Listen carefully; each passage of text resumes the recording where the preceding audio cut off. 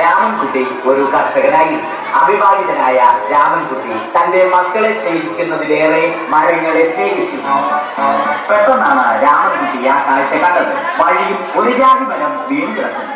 രാമൻകുട്ടി ഒട്ടും അമാന്തിച്ചില്ല. ആ മരം പൊക്കാൻ ശ്രമിച്ചു.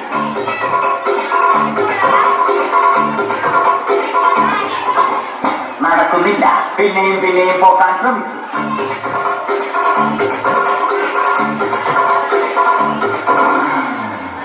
നടക്കുന്നില്ല. രാമൻകുട്ടി വഴിയെ പോയവരെ എല്ലാവരെയും സഹായത്തിന് വിളിച്ചു.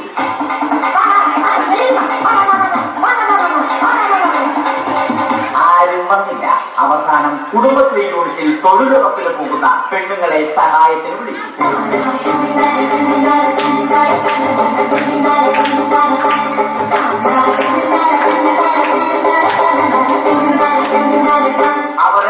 അവർ അവരുടെ സ്ഥിരം പണി തുടങ്ങി. അത് കണ്ട ദേഷ്യം വന്ന രാമൻകുട്ടി മരത്തെ ഒറ്റയ്ക്ക് പിടിച്ചു പോകും. അത്ഭുതമെന്ന് പറയട്ടെ, മരം നേരെ നിന്നു. ഇത് കണ്ട തൊഴിലുറപ്പ് പെണ്ണുങ്ങൾ രാമൻകുട്ടിയോട് നോക്കുകൂലി ആവശ്യപ്പെട്ടു.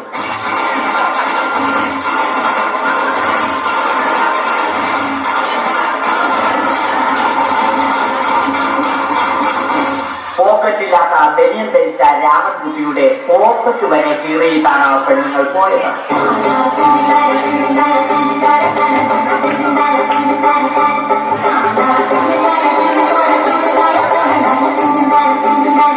രാമൻകുട്ടി പിന്നീട് ഒന്നും ആലോചിച്ചില്ല.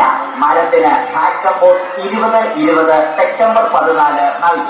മരം തഴച്ചു വളർന്നു. ഇത് കണ്ട് രാമൻകുട്ടിക്ക് സന്തോഷം വന്നു. സന്തോഷം വന്നാലും ദുഃഖം വന്നാലും രാമൻകുട്ടിക്ക് മരത്തിനു ചുറ്റും ഡാൻസ് കളിക്കുക എന്നുള്ളത് രാമൻകുട്ടിയുടെ മാസ്റ്റർ പീസ് ആയിരുന്നു.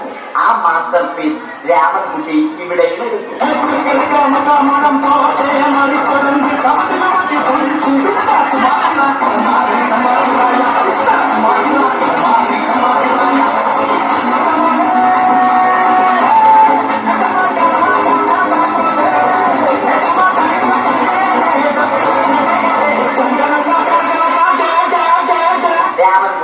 ദൈവത്തോടായി പ്രാർത്ഥിച്ചു. നിങ്ങൾ എനിക്ക് ആയുസ്സും ആരോഗ്യവും തരൂ. ഞാൻ മരങ്ങളെ സംരക്ഷിച്ചു കൊള്ളാം. കാരണം മരം ഒരു വരമാണ്. അവന്റെ പ്രാർത്ഥന ദൈവം കേട്ടു. ആ മാവിൽ നിന്നും വീണ തേങ്ങ രാമൻകുട്ടി മോങ്ങാതെ ഇരുന്നു തിന്നു. അപ്പോഴാണ് രാമൻകുട്ടി മറ്റൊരു കാഴ്ച കണ്ടത്. രാഘവൻ വരുന്നു.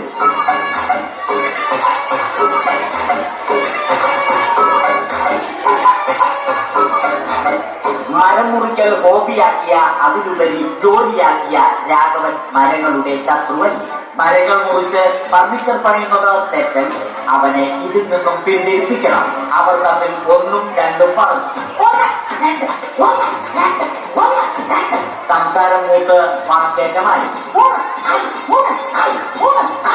അത് പിന്നെ അടിയിൽ കലാശിച്ചു.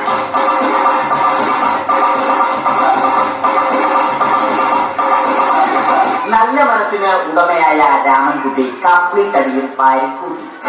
ഒടുവിൽ രാമൻകുട്ടി സർവ്വധൈര്യവും സംഭരിച്ച് രാഘവനോടായി അലറി. മനസ്സറിഞ്ഞ രാഘവൻ രാമൻകുട്ടിയെ അരികിൽ വിളിച്ചു. കൈവാക്കിന് കിട്ടിയ രാമൻകുട്ടിയെ രാഘവൻ ഒട്ടിറൊട്ടിയാക്കി മരത്തിലൊട്ടി.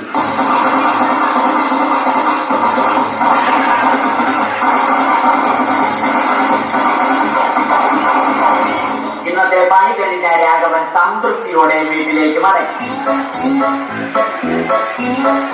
തനിക്ക് തല്ലി കിട്ടിയാലും മരത്തെ രക്ഷിക്കാൻ പറ്റിയ സന്തോഷത്താൽ രാമൻകുട്ടി മരത്തെ കെട്ടിപ്പിടിച്ച് പൊട്ടി പൊട്ടി കരഞ്ഞു.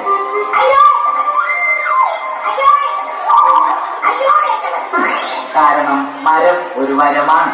കെട്ടിപ്പിടിക്കൽ ഏറ്റുവാങ്ങിയ മരം നാണം കൊണ്ട് ചില്ലകൾ താഴ്ത്തി.